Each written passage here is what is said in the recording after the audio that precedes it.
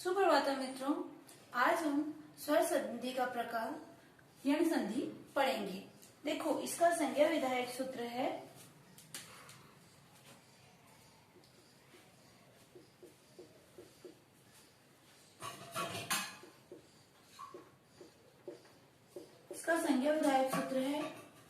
Eco यणची।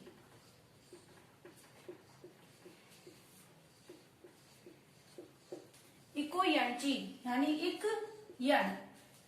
इक प्रत्याहार में क्या क्या आता है? ई, उ, री और र। ठीक है, ई, उ, री, र। ठीक है, ई, उ, री, र ये होता है एक प्रत्याहार में का क्या हो जाता है? यण। यानी यण में क्या आता है? य, व, र, ल। इको यणची सूत्र से इक का यण हो जाता है। इक प्रत्याहार में ई, उ, री, र का य, व, र, ल हो जाता है। कोई असमान स्वर आए तो, असमान स्वर आए तो इको यणची का क्या हो जाता है? य, व, र, ल यण हो जाता है। इक का यण हो जाता है। आपको इसमें यही याद करना है। इसके अलावा एक इसकी शॉर्ट ट्रिक है कि यदि आधा कोई भी शब्द आए तो वहां पे जैसे मनवादेश, देखो यहाँ पे क्या आ रहा है? आधा आ रहा है, तो उससे आपको पता चल जाएगा कि ये यण संधि है। ठीक है ना, ये एक शॉर्ट ट्रिक है। अगर आपको ऐसे नहीं आए तो आप ऐसे भी अनुमान करके कर सकते हो। ठीक है,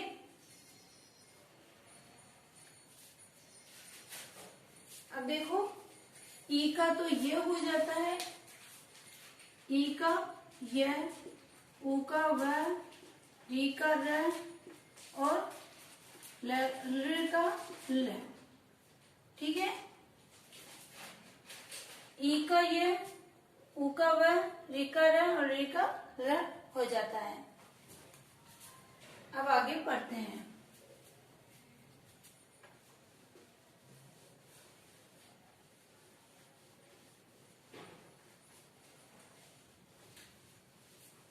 यण संधि में आपको बस इतना सा याद रखना है कि इक का यण हो जाता है। ठीक है ना, जैसे देखो, सबसे पहले ई का क्या होता है? ई के कोई भी असमान स्वर आए, कोई भी असमान स्वर आए तो उसका क्या हो जाएगा? य। चाहे यहाँ पे कोई भी असमान स्वर कोई भी हो तो वहां पर क्या हो जाएगा? य। ठीक है, देखो, जैसे ई का य हो जाता है। ठीक है ना, देखो, जैसे शुद्ध्युपास्य,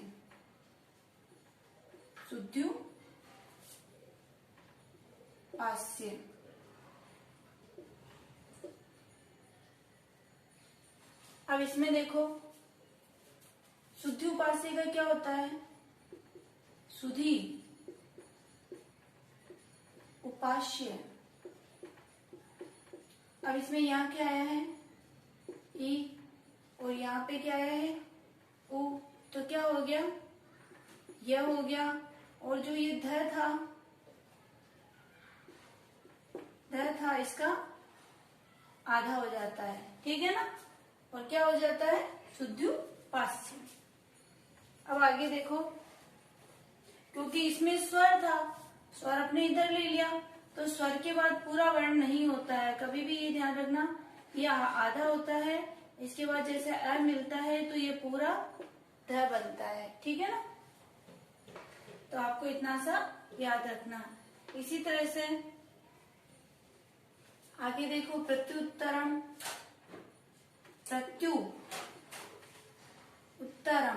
अब इसमें एक चीज आप नोट करते जाना। देखो, सबके अंदर क्या आ रहा है? आधा आ रहा है, जहां पे अपन संधि करते हैं। ठीक है, देखो, प्रत्यु यानी कि ये क्या है? यहाँ पे ये। ठीक है ना, तो ये का क्या होता है, ई होता है। ठीक है, ई की मात्रा क्या लगेगी, प्रति, यानी ई। उसके बाद में उत्तरम, प्रति उत्तरम, यानी ई और उ। यहाँ पे क्या होगा, ई और उ का यह हो जाएगा, और जो ये त है ये आधा हो जाएगा, और प्रत्यु ऐसे बनेगा। ठीक है, ई का ये हो जाएगा, उ की इसकी मात्रा लग जाएगी, त आधा हो जाएगा, प्रत्यु उत्तरम बनेगा। नेक्स्ट देखो ऐसे ही अत्यादेश।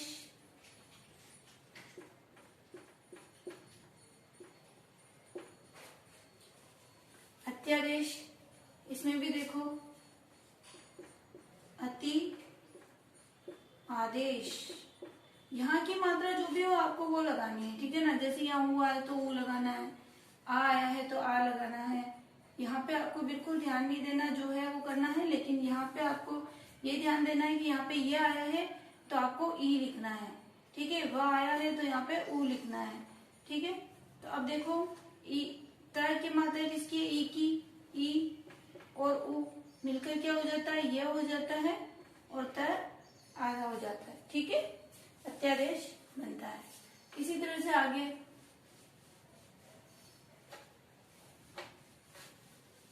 पर्यावरण बन जाएगा। ठीक है, लक्ष्मी, लक्षम्यो, लक्षम्यो दार्यम। अब देखो इसका संधि क्या होएगा, लक्षम्यो दार्यम।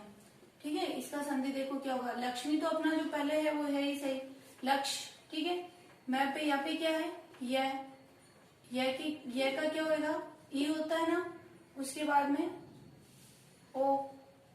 ठीक है, तो आपको क्या करना है, ये जो मात्रा वो एज इट इज ही रहेगी, इसको अपन को कुछ नहीं करना। ठीक है, अब देखो यहाँ पे तो ये क्या हो जाएगा, लक्ष्मी ओदार्यम।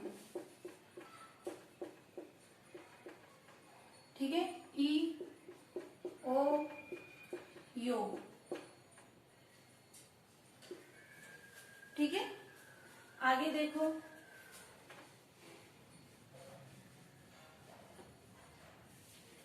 इसी तरह से पर्यावरण बन जाएगा। अब आगे अन्वागम, इनमें एक चीज नोट करते हैं ना, देखो सब जगह हाफ आ रहा है, अन्वागमन।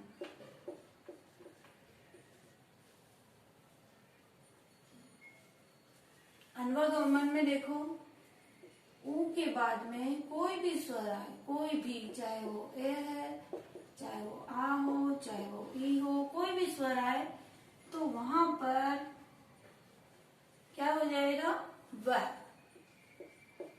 क्या हो जाएगा, व। देखो अब ये जैसे कि व किससे बना, ऊ की मात्रा से, यानी कि जो न है उसे किसकी मात्रा लगी थी, ऊ की। ठीक है ना, अनु आगमन इस तरह से बनेगा। नेक्स्ट इसी तरह से देखो मध्वरी, इसमें भी देखो यहाँ पे क्या है, वह है, आप इसको नोट करना।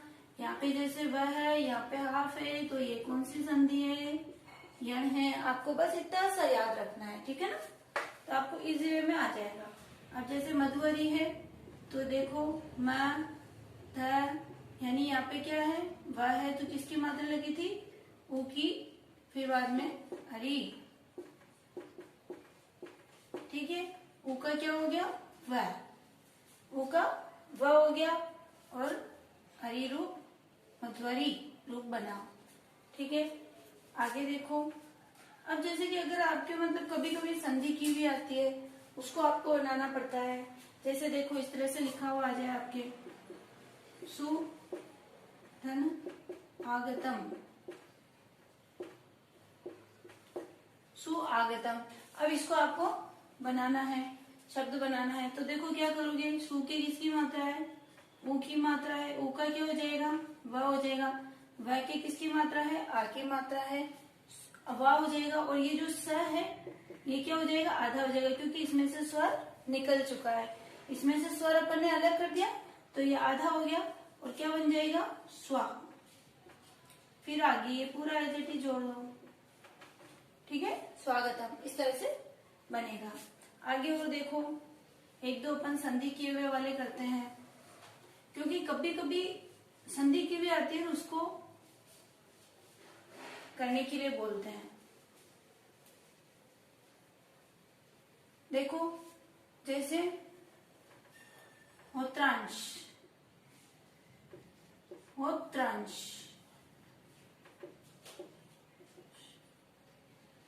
होत्रांश। अब इसमें देखो क्या हो जाता है, जो री है, री का र हो जाता है। क्या हो जाता है, री का र हो जाता है। तो आपको क्या करना है, देखो होत्र, हो और ये त्र, त्र किससे बनता है, त प्लस र, त प्लस र से क्या बनता है, त्र बनता है, त प्लस र से त्र बनता है। तो अब इसका अपन संधि करेंगे तो क्या हो जाएगा, देखो त्र, होत्र, अंश, इस तरह से ये बनेगा। इसी तरह से देखो, ये इम्पोर्टेंट है, अधिकतर एग्जाम में आता है, धात्रांश या धात्रांश, ठीक है, या तो धात्रांश लिखा आएगा या धात्रांश लिखा होगा। अब ये देखो यहाँ पे क्या है, त्र है, ठीक है ना, तो अब इसका क्या हो जाएगा, र हो जाएगा, री का क्या हो जाएगा, र हो जाएगा। और र कैसे बनेगा, त प्लस र मिलकर क्या बनेगा, त्र, ठीक है ना, ये आपको मैंने बता दिया पहले भी। तो आपको कैसे करना है, धात्रांश, ठीक। इसी के बाद में, ठीक है, इसी के बाद में देखो पित्राज्ञा, पितृ आज्ञा। अब इसमें भी देखना, अब जैसे क्या है, यहाँ पे री है, अब ये री है और आगे क्या है, त, ठीक है, त और री मिलकर क्या बनेगा, त्र, यानी कि त और र त्र हो जाएगा, री मिलकर त्र हो जाएगा, ठीक है, त्र हो गया। तो बाद में त्र की किसकी मात्रा है, आ की, ठीक है, और फिर क्या बनेगा, पित्राज्ञा, ठीक है। आ गई आपको यण संधि एकदम समझ में। एक दो एग्जाम्पल और कर लेते हैं। अगर आपके संधि की हुई हो तो भी आपको इस तरह से इजी वे में आ जाएगा, यदि संधि नहीं की हो, संधि आपको करनी हो तो भी आप इस तरह से कर लेना। जैसे देखो मातृ उपदेश, वही है मातृ उपदेश, अभी आपको अच्छे से आ जाएगा। त्र का क्या हो जाएगा, त्र, त्रि का त्र और उ की मात्रा लग जाएगी और मातृ उपदेश रूप बनेगा। अब देखो लाकृति, लाकृति, अब इसमें आपको क्या ध्यान देना है, यहाँ पे ल आया है, अब इसमें क्या होता है, संधि में जो ऋ है उसका क्या हो जाता है, ल, क्या हो जाता है उसका, ल। तो अब यहाँ पे आपके ल आया है, तो आपको इसको संधि करने के लिए आप पहले इसको ऋ करोगे, उसके बाद में आप लिखोगे लाकृति। ये इंपॉर्टेंट है, अधिकतर एग्जाम में, सॉरी यहाँ पे आप लिखोगे आकृति, ये एग्जाम में अक्सर आता है। इसी तरह से रा देश, ला देश, ठीक है, इसमें भी देखो आप क्या हो जाएगा, ऋ आदेश, और क्या बनेगा, लादेश, ठीक है।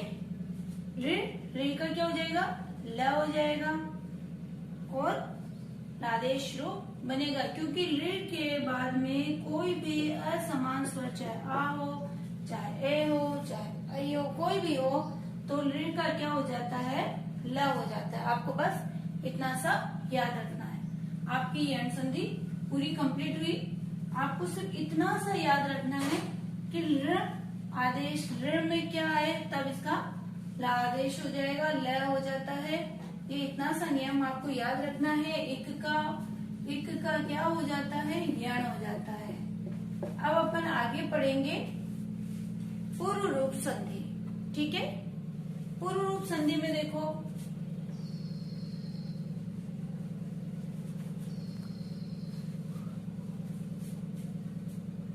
संधि पढ़ेंगे अपन।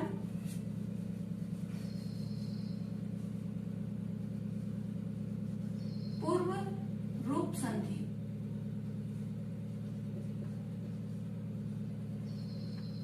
ठीक है, ये पूर्व रूप संधि अब पढ़ेंगे। पूर्व रूप संधि देखो, इसका सूत्र होता है संज्ञा विधान एंग एंग पदांता दति, पदांता दति। इसे देखो, इसके सूत्र से ही वैसे सिद्ध हो रहा है। तो देखो एंग पदांता दति यानी एंग, एंग क्या होता है? एंग एंग एंग एवोंग एवोच, ठीक है ना। ए ओ से क्या बनता है? एंग प्रत्याहार, ठीक है। ए ओंग यानी ए ओ के बाद में पदांता दति यानी पद के अंत में ए ओ हो और उसके बाद में हस्व अकार क्या है? हस्व अकार आए तो उसका क्या हो जाता है? अवग्रह, उसका हो जाता है अवग्रह, ठीक है ना। एंग पदांता दति यानी पूर्व रूप संधि की पहचान सिर्फ अवग्रह से की जाती है। अगर अवग्रह है तो आप समझ जाना ये पूर्व रूप संधि है, ठीक है। और इसमें क्या आता है? एंग यानी ए ओ यानी पद के अंत में क्या आता है? ए और ओ, तो क्या होगी? पूर्व रूप संधि होगी, ठीक है। और ए ओ के बाद में क्या आना चाहिए? अ आना चाहिए। बस आपको इतना सा याद रखना है, क्योंकि हस्व अ का अवग्रह हो जाएगा, ठीक है। ये आपकी पूर्व रूप संधि है, सबसे इजी है, क्योंकि ये अधिकतर इसमें पूर्व रूप और पर रूप इन दोनों में कंफ्यूजन होता है। पर रूप में तो क्या होता है कि उपसर्ग आता है, सबसे पहले अकारांत उपसर्ग आता है। बस उसका इतना सा ध्यान रखना है कि अकारांत उपसर्ग आता है। और इसके अंदर क्या आता है? ए ओ के बाद में, ए और ओ के बाद में क्या आ जाता है? अ, तो वहां पर पूर्व रूप संधि होती है, ठीक है। देखो अब इसके एग्जाम्पल से अपन करेंगे। जैसे कि देखो हरेव,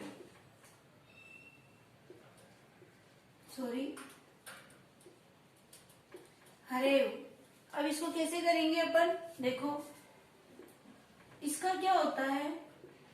हरे यानी कि जो अगर ए और ओ के बाद में अ आता है तो अ का तो अवग्रह हो जाता है, लेकिन जो ए और ओ है वो जैसे थे वो वैसे ही रहते हैं, उनकी मात्रा वैसी ही रहती है, वो चेंज नहीं होती है, ठीक है। जैसे इस पे हरे, हरे पे क्या मात्रा थी? एक ही मात्रा थी, तो ये एक ही रहेगी हरे। और उसके बाद में क्या हो जाएगा? आओ। इसको ऐसे करेंगे, ठीक है। इसी तरह से देखो गृह सबसे सरल है ये, बस थोड़ा सा बस इतना सा याद रखना है कि ए ओ के बाद में हस्व अ आता है, बस इतना सा आपको नियम याद रखना है। देखो ग्रह अस्मि, तो गृह, गृह किसकी मात्रा? ए है, ए यू का यू रहेगा, ए ओ ऐसा का ऐसे रहेगा, और बस क्या हो जाएगा? इसकी संधि ऐसे हो जाएगी। ए का इसमें क्या हो जाता है? अवग्रह हो जाता है, ठीक है ना। जैसे देखो विष्णुवन, विष्णु आओ। अब इसका आपको बनाना है, तो देखो कैसे बनाओगे शब्द। पहले देखो विष्णु ओ आया है, ओ के बाद क्या आया है? अ आया है, यानी ओ के बाद में अ आया है, तो आप क्या करोगे? अ का क्या कर दोगे? आप अवग्रह कर दोगे और विष्णु बनाओगे। क्या बनाओगे? विष्णु,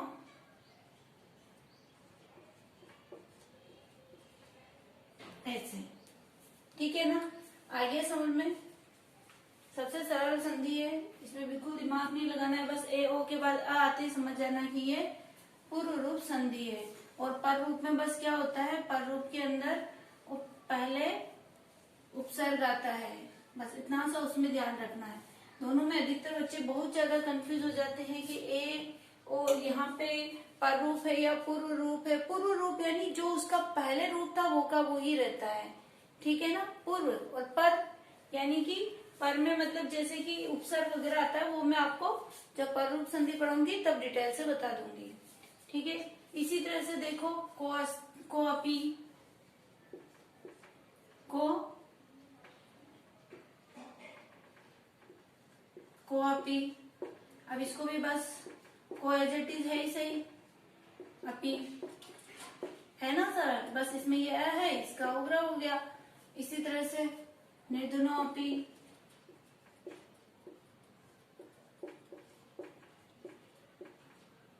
निर्धनो अपी, इसको भी ऐसे ही करेंगे। निर्धनो, ये पूरा ऐसे कैसे लिखेगा, ये नहीं कि यहाँ कुछ आप चेंज करो, यहाँ पे आपको ऐसे कैसे लिखना है, बस इसको अ करके अपी कर देना है, ठीक है। मुरारेव, मुरा, मुरा रे, इसमें भी देखो ये है, तो इसमें भी आपको बस मुरारे ऐसे कैसे ही, मुरारे आओ, ठीक है। औ का अवग्रह हो जाता है, ठीक है। आपको ये अच्छे से समझ में आ गई होगी। बस पूर्व रूप संधि में पूर्व रूप नाम से पता पड़ता है कि इसका पूर्व रूप ही रहता है। इसमें ए ओ के बाद में आ आता है, हर्ष अकारांत आता है। आपको ये संधि अच्छे से समझ में आ गई होगी। आगे अब देखो, आगे आने वाली वीडियो के लिए आप इस चैनल को सब्सक्राइब करो, वीडियो को लाइक और शेयर करो। Okay bye.